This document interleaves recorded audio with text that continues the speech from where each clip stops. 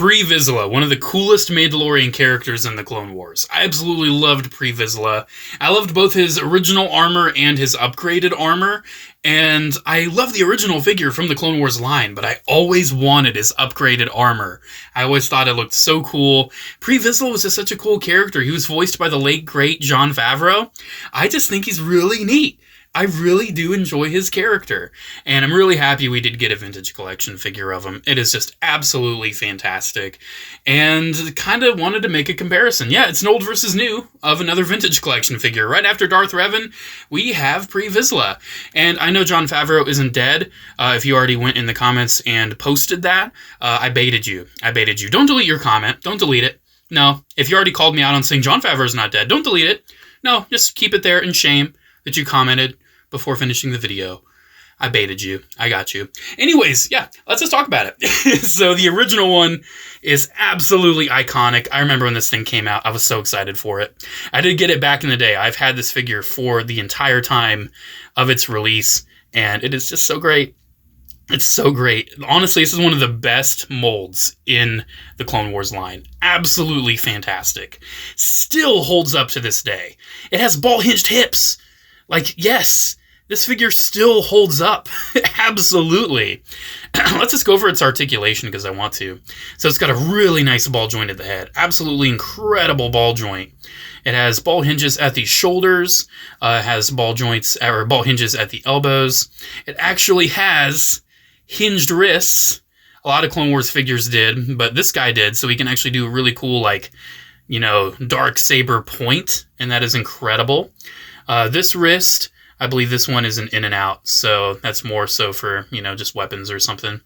He does have the cape, too, which you can move out of the way. And yes, I do want to see how the cape looks on the new one. I do want to do that.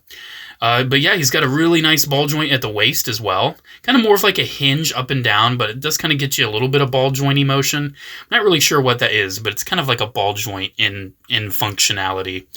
It does have the hinges at the legs, so they move out pretty well. But to move them forward, you do have to, like, rotate it. You do have ball-hinged knees. And you do have ball-hinged ankles, but it is, like, the older style where there's no, like, rocker. Just kind of goes up and down and swivels. But still, for a figure from, like... This wasn't an original 2008. I think it was more along the lines of, like, a 2010. I think this was a 2010 figure, maybe 2009. I remember it was in the Shadows of the Dark Side package, so I want to say more like 2010. Absolutely awesome. And he came with so much. Of course, he had the Galactic Battle Game card, Galactic Battle Game die. He did actually come with one of these display bases, so I do want to point that out. And I love these bases. Absolutely love them. This guy does have an issue with his backpack not staying on. That's always been an issue with this mold. So if you do ever see this figure like for sale on the secondary market, keep in mind backpack may be missing. But let's strip him of all of his accessories. So he does have the very first plastic iteration of the Darksaber. It's pretty plain, pretty basic. Comparing it to the new one in a second here, we can see they've upgraded it quite a bit since then. So he has that. He does have two of his little pistols, which look really awesome. And he does hold those pretty well. But do keep in mind his, you know, he does have the wrist articulation he has. And it's a Clone Wars figure, so he doesn't really have, like, really good trigger fingers. A lot of these Clone Wars figures didn't. It's kind of hard to get it in there. You kind of can, but it's just kind of difficult. It's always, especially with, like, the Clone Wars clones, it's always hard to get their little stubby fingers in the trigger finger hole. So I usually never bother. Since it keeps falling off all the time, I guess we can show off the jetpack. It's a pretty standard Mandalorian jetpack. It does have a lot of nice little deco on it, though. I really do enjoy that. The cape is by far one of the best accessories, and one of the hardest to find if you're getting this figure on the secondary market. Let's just take off the helmet first. He does have a removable helmet with an actual likeness of the animated late, great Jon Favreau. I don't know what possessed me to try to bait you guys on that. I just felt like doing it. I just absolutely felt like doing it. But yeah, very nice likeness to the Clone Wars version of Pre-VIZSLA. Removing the cape, we can see he's a pretty standard looking Mandalorian without it.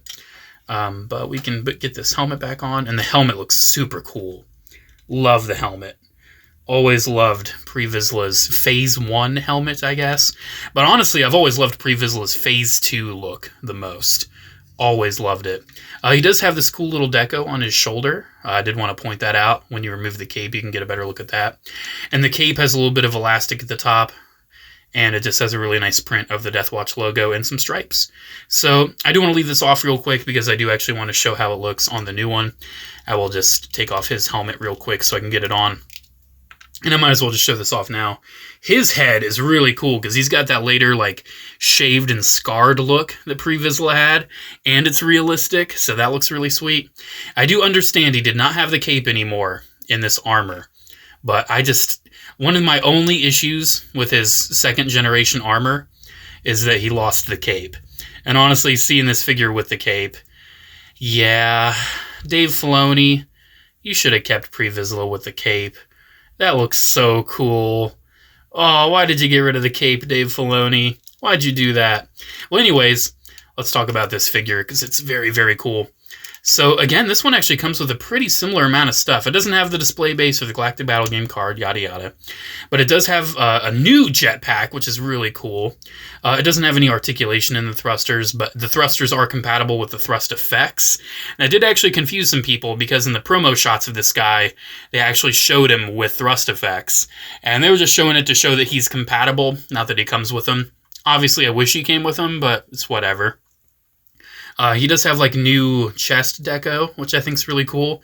That's, like, where all the blue went, just on his chest right there. He does have the same kind of little Mandalorian pistols.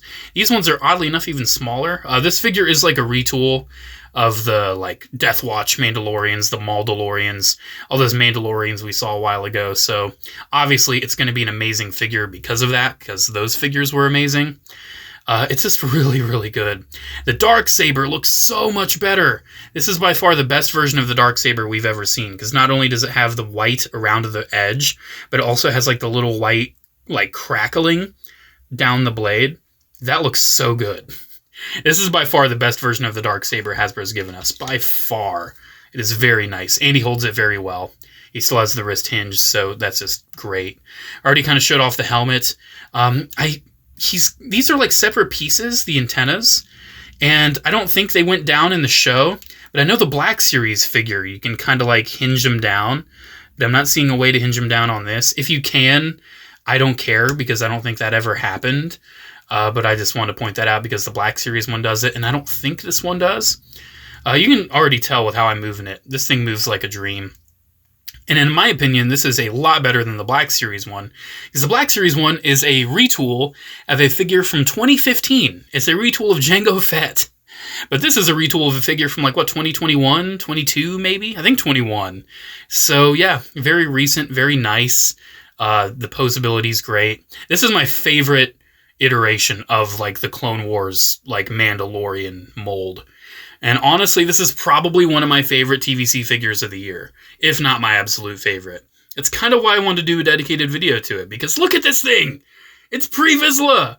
It's incredible! Oh my gosh, I love the look of the helmet, the paint's really spot on, I love the little weathering, like especially on the boots and everything. This is so good, dude. This figure's so good. I love the little hits of like metallic and the little reds on the gauntlets. It's just so cool. And I pretty much just want to make this video just to kind of show off two really cool figures of Pre-VIZSLA, because I think both of these are just incredible. Absolutely just remarkable stuff. This Pre-VIZSLA right here from TVC is one of the best TVC figures in my opinion. And the Pre-VIZSLA from the Clone Wars is one of the best Clone Wars figures in my opinion. So Pre-VIZSLA is just out here having some of the best things ever. Again, voiced by the late, great Jon Favreau, rest in peace.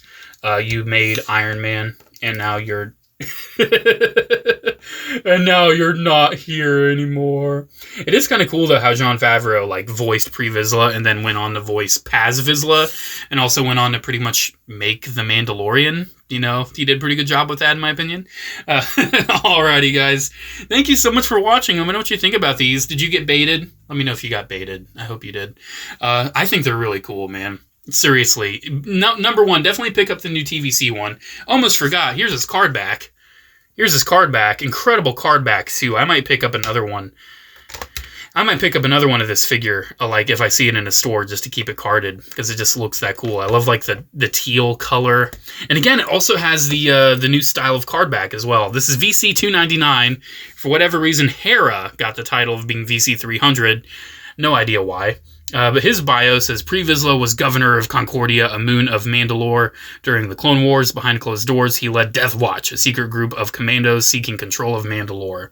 So yeah, it's kind of neat they went back to the original TVC style of card back. They don't do like the first release like they did back in the original, because otherwise we would have seen this guy on the card back instead of him, but, you know, it's just... It just is what it is, I guess. Oh, there goes the jetpack. I'm shocked. I've dealt with this figure for so many years, and I've never thought to glue that jetpack on. I probably just should, honestly. Well, anyways, there we go. Old versus new pre-VIZSLA. Awesome character, awesome figures. Get them both if you can. I think the new TVC one is better, but that's just because it's been able to get built off of a figure as good as this. Alrighty, guys. Let me know what you think again down in the comments below. Special shout out to channel members as always. Thank you all so much for the continued support. Have a great one, and I'll see you in the next video. Bye.